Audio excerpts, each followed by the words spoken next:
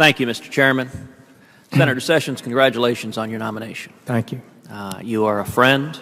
You are a man of integrity. You and I have worked closely together on this committee, on the Armed Services Committee, and I have every confidence you are going to make a superb Attorney General.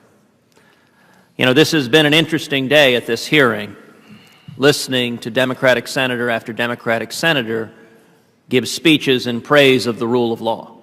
And I am heartened by that. I am encouraged by that. Because for 8 years it's been absent. For 8 years we've seen a Department of Justice consistently disregarding the rule of law. When Eric Holder's Department of Justice allowed illegal gun transactions, illegally sold guns to Mexican gun traffickers as part of Fast and Furious, guns that were later used to murder Border Patrol agent Brian Terry, the Democratic members of this committee were silent. When Eric Holder was found in contempt of Congress for refusing to cooperate with Congress's investigation into Fast and Furious, once again the Democratic members of this committee were silent. When the IRS illegally targeted United States citizens for exercising the First Amendment views, for exercising their roles in the political process, Democratic members of this committee were silent. When the Department of Justice refused to fairly investigate the IRS targeting citizens and indeed assign the investigation to a liberal partisan Democrat who had given over $6,000 to President Obama and Democrats on this committee were silent. When numerous members of this committee called on the Attorney General to appoint a special prosecutor to ensure that justice was done in the IRS case, Democrats on this committee were silent. When the Justice Department began using Operation Choke Point to target law-abiding citizens that they disagreed with politically,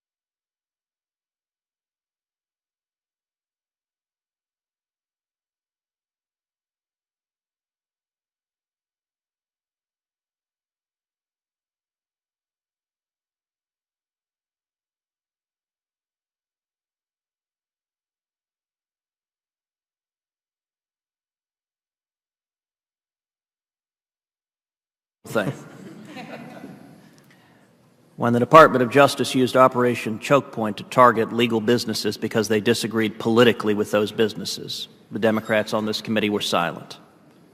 When the Obama Justice Department sent millions of dollars of taxpayer monies to sanctuary cities that were defying federal immigration law, the Democrats on this committee were silent. When the Obama administration refused to enforce federal immigration laws and unilaterally rewrote those laws, the Democrats on this committee were silent. When the Obama administration released tens of thousands of criminal illegal aliens, including rapists and murderers, into the general population, Democrats on this committee were silent.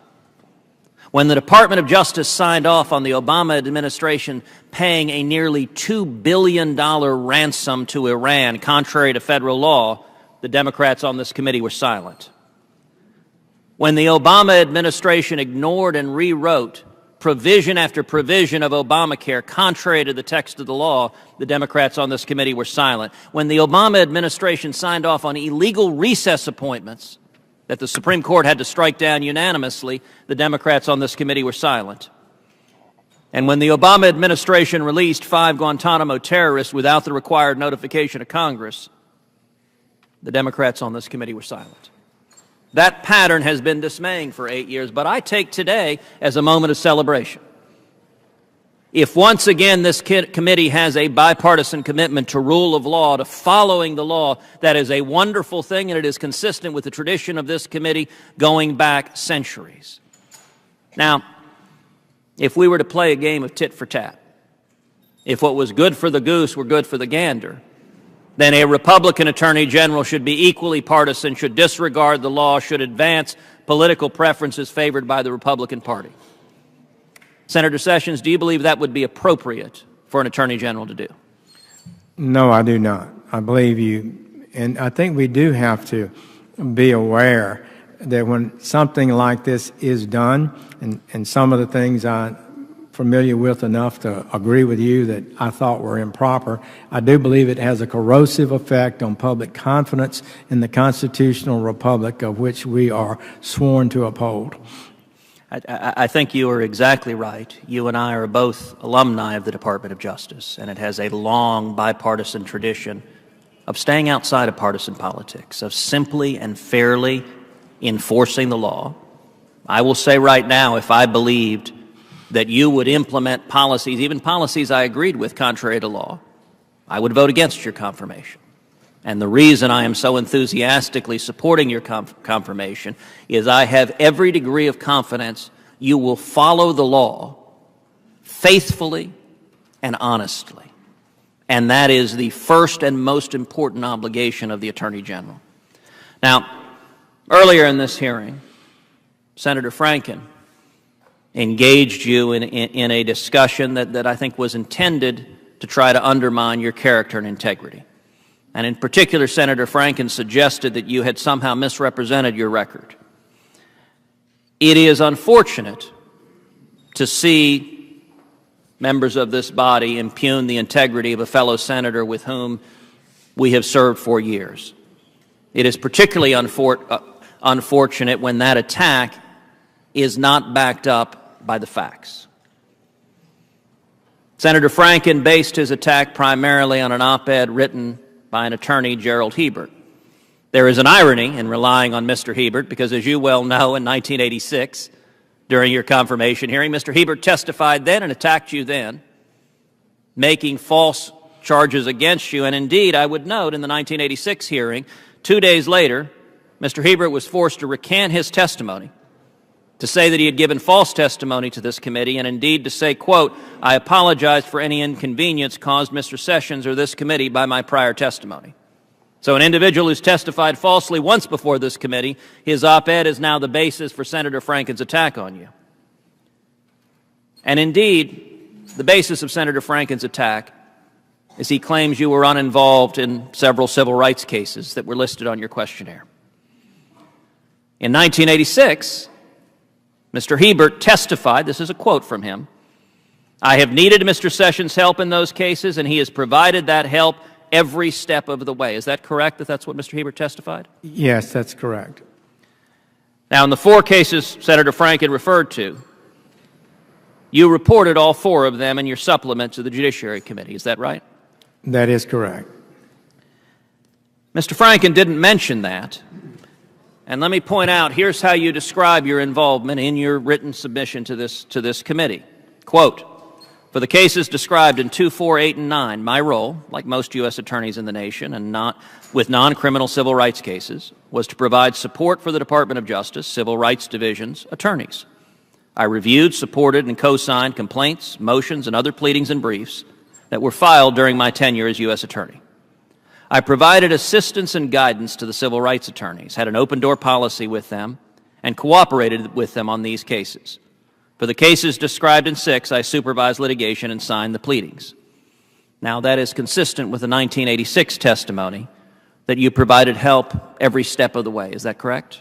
Well, I think so, yes.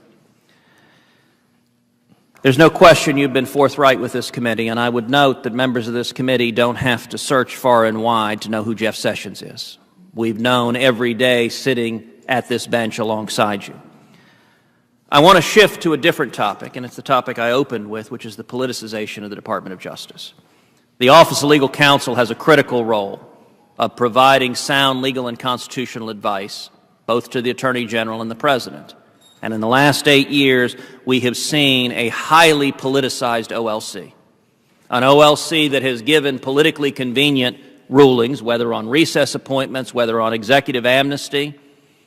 And early on, perhaps that was started by 2009 Attorney General Holder overruling OLC concerning legislation trying to grant the District of Columbia representation in Congress. And it may well be that that sent a message to OLC that its opinions were to be political and not legal in nature.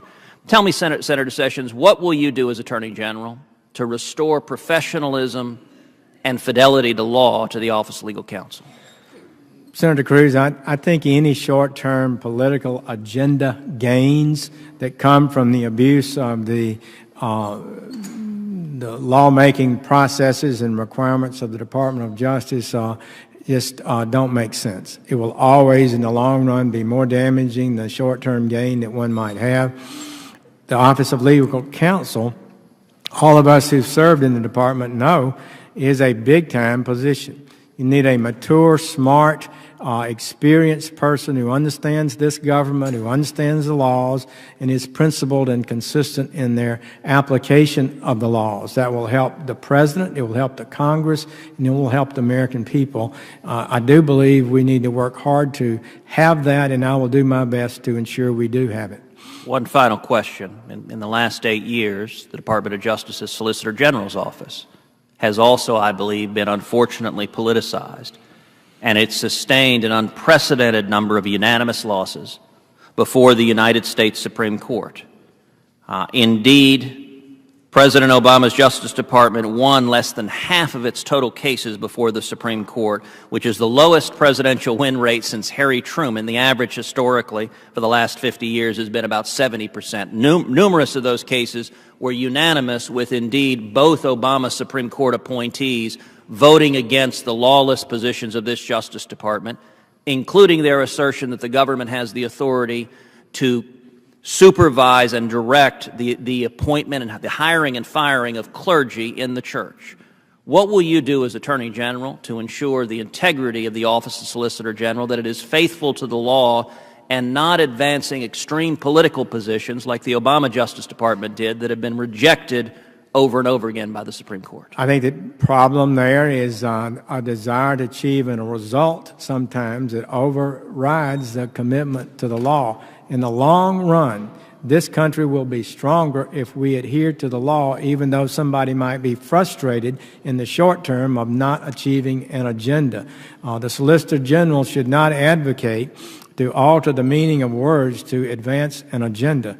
That is an abuse of office, and I would try to seek to have a Solicitor General who is faithful to the Constitution, serves under the Constitution, does not feel it has the power to rise above it and make it say what it wants it to say. Thank you, Senator Sessions. All right, people, now is the time when I ask you to subscribe to this channel. Just click the subscribe button and you will be subscribed.